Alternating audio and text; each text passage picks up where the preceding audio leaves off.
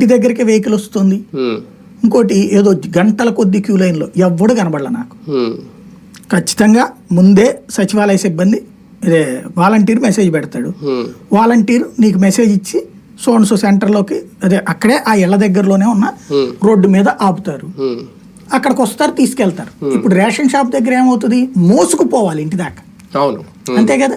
Ration shop కొన్ని చోట్ల అయితే ఒక ఊర్లోనే ఉండదు, పక్క ఊరికి వెళ్ళి తెచ్చుకోవాలి. రేషన్ షాపు చిన్న ఏది ఒక 50-100 ఇళ్ళు ఉన్నటువంటి చోట ఉండదు. అక్కడ ఏదో దగ్గరలో ఒక 4-5 ఊళ్ళకి ఒక చోట ఉంటుంది, తెచ్చుకోవాలి. అట్లాంటిది ఈ 40-50 ఇళ్ళున్న చోట కూడా వస్తున్నది ఇక్కడ రేషన్. ఇంటికి వస్తుంది చక్కగా, సందు మొదటన తీసుకుంటున్నారు, ఇంట్లో పెట్టుకుంటున్నారు హ్యాపీగా.